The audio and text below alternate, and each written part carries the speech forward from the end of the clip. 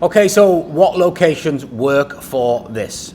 Personally, I think most, if not all, but you do need to be very selective of what we're doing. So unlike traditional Airbnbs, like ContractorBnB is not about tourist hotspots. It's about demand for contractors and trade workers traveling. So for me, the best locations are near major infrastructure projects, the industrial areas and corporate developments, which typically hang around the majority of major cities. However, having worked with many students over the years and looking at different areas, I would say that there are nuances in areas that aren't like big city hubs, that are a bit further out, and I think it can still work over and above the tourism model. So the main thing is we're not chasing weekend guests here. Like, we're targeting companies that are going to book for weeks and months at a time.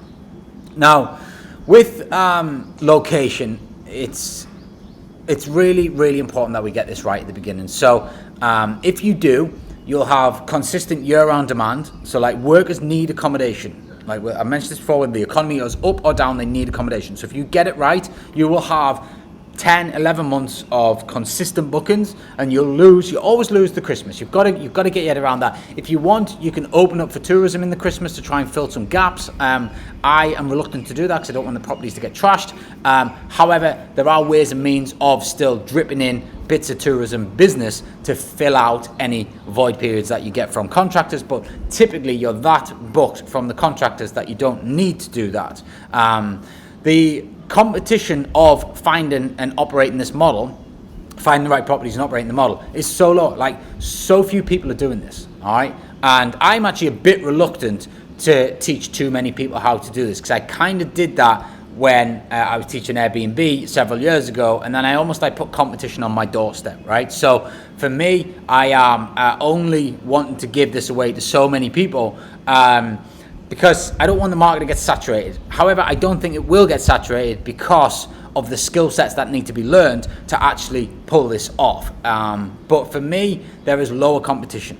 Okay, so fewer people are thinking about serving this niche because they don't even know this is a niche. Most people get taught serviced accommodation and think that serviced accommodation, that's it. Well, as I said before, serviced accommodation is a very broad term. There are niches within the serviced accommodation, but no one that I know of anyway focuses on a specific niche as much as, say, I do. So I literally just focus on contractors. You could even, like, for me, the business side, so you got the tourism side, the business can be three categories. You got your professionals, you've got your contractors, and then you've got your government workers, so like your nurses and things like that travel, okay?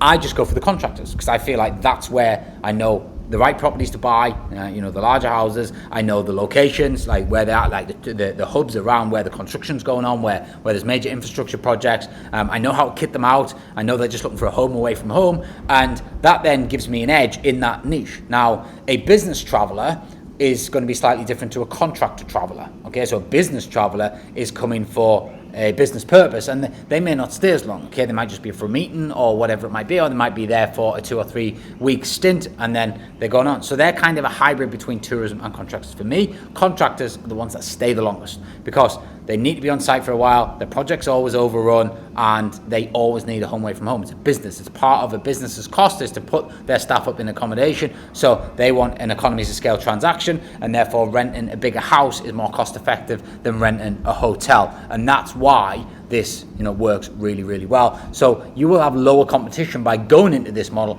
rather than the tourism model. With the tourism model, as I said, you've got high competition. Like, you're fighting with hundreds of thousands of Airbnbs in a saturated market. It's already oversaturated. Every single city is oversaturated with Airbnbs. The seasonal demand is a killer. Like, no bookings in the off season equals no cash flow.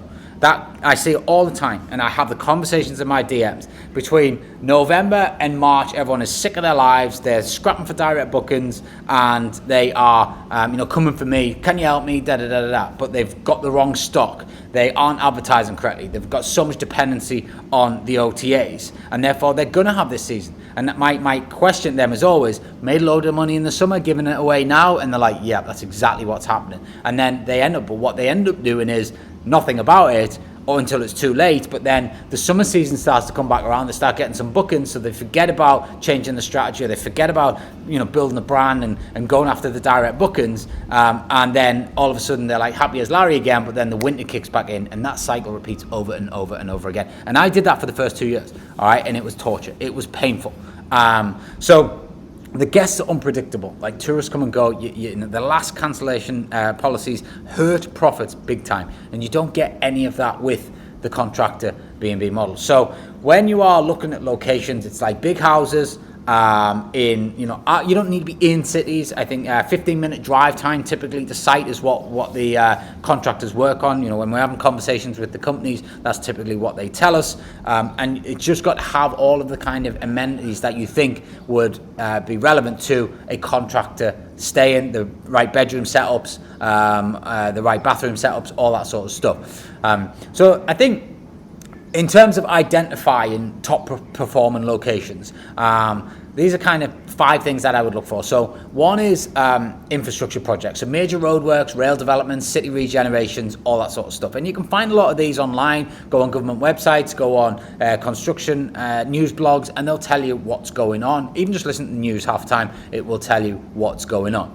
Number 2 is like industrial estates and business parks, so areas where like there's manufacturing, logistics hubs, factories, all that sort of stuff. They are typically good areas.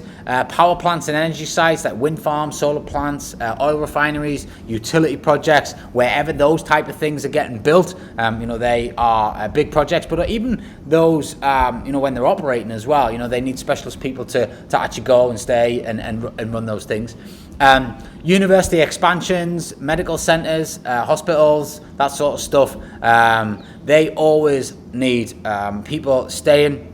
And also, not just in terms of the little nuance here, not just for business, not just for contractors staying to do the projects and build these things. When they're actually operational, nurses and doctors actually can get relocated to different hospitals quite regularly. And it could be, an hour and a half, 2 hours drive away from where they actually live, and quite often they will not want to commute, so they will actually just factor in and they will rent somewhere close to the university. That being said, the type of stock that you would hold for contractors wouldn't necessarily match the type of stock that would be for a nurse or a doctor just wanting, i.e. one bed place to keep costs down and live and save on the travel. So this is where stock really, and the right type of stock, comes into the niche.